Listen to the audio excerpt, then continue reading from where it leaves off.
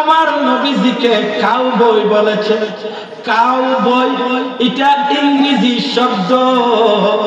Cow অর্থ গুরু, বয় অর্থ বালক, অর্থাৎ রাখাল বালক। নাউজুবিল্লাহ বলেন। আর একটু জবান খুলে বলুন নাউজুবিল্লাহ। আরে আমার নবীজির শানে এমন ধরনের শব্দ, এমন ধরনের বাক্য যারা উচ্চারণ করে গো, তারা এই বাংলাদেশের সঠিক ইমানদার মৌলবি হতে পারে না। উচ্চ কণ্ঠে বলুন ঠিক কিনা বেঠি? আমার নবীজির শান এবং মান পূর্ণ হবে। আমার নবীজির শান এবং মান এই হবে আমার নবীজির শান ও মানের উপরে আঘাত নিয়ে যত বড় ডিগ্রিওয়ালা, উপাধিওয়ালা, যত বড় ডক্টর হন না কেন, যত বড় দার্শনিক বৈজ্ঞানিক হন না কেন গো, তাদেরকে আমরা মানতে রাজি না। উচ্চ কণ্ঠে বলুন ঠিক কিনা বেঠি? আমার মদিনাওয়ালা, কামলিওয়ালা, নূর নবীজির প্রেম, মহব্বত, ভালোবাসা যদি একটা রিকশাওয়ালার অন্তরে থাকে, একটা মসজিদ অন্তরে যদি থাকে, একটা দৈনিক রোজগার ব্যক্তির অন্তরেও যা থাকে গো, ওই লোকটাকে আমরা মাতার তাজ মনে করি। উচ্চ কণ্ঠে বলুন ঠিক কিনা বেঠি?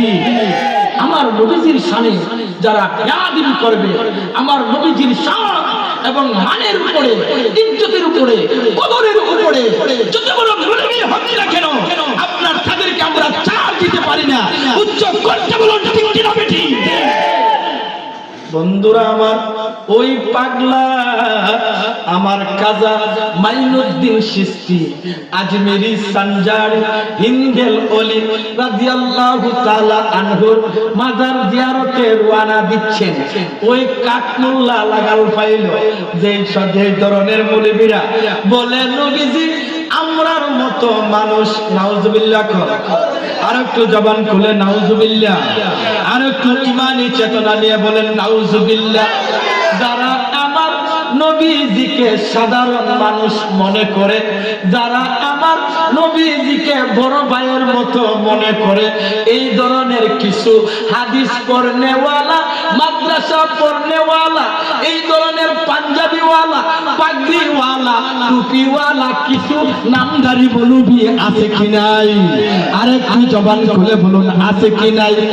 এই ধরনের একটা মোল্লা ওই পাগলার সাথে সাক্ষাৎ হইল। যে পাগলা দুঃখ নিয়া, আশা নিয়া, যাতনা নিয়া ওলির দরবারে রওনা হচ্ছে। ওলির দরবারে কি রয়েছে?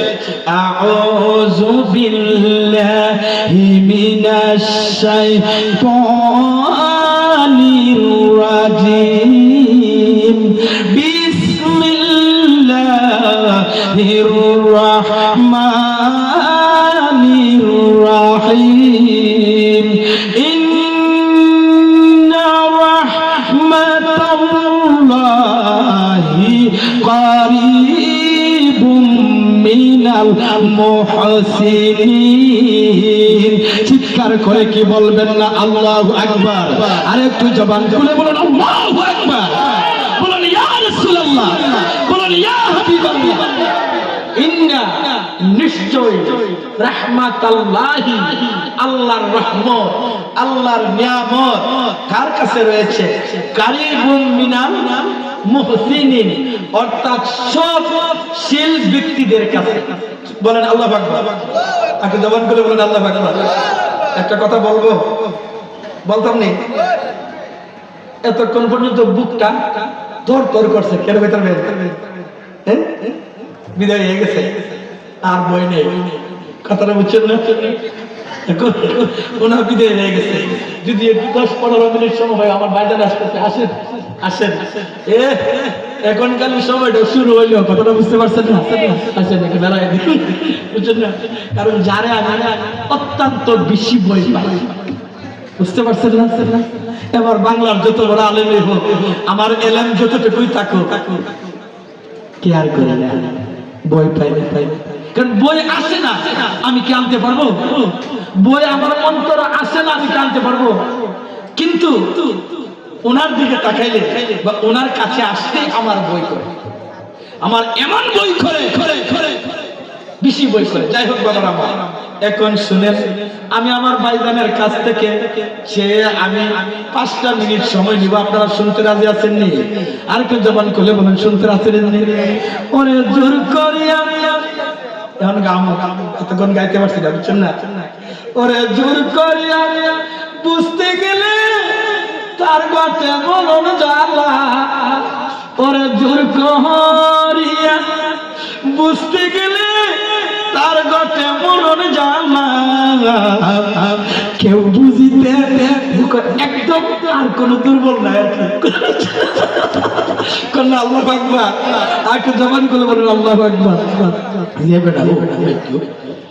ওরে জোর করিয়া বুঝতে গেলে তার গটে মরণ জ্বালা, কেউ বুঝিতে পারে না রে আমার পীর মুর্শিদের খেলা, কেউ বুঝিতে পারে না রে বাবা ফারুক শাহর খেলা।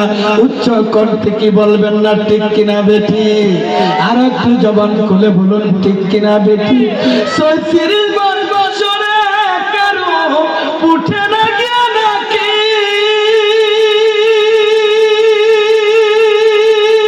আবার 6 মাসের বয়স কালে পাইছে সুলয়া না রে দয়াল, পাইছে সুলয়া না।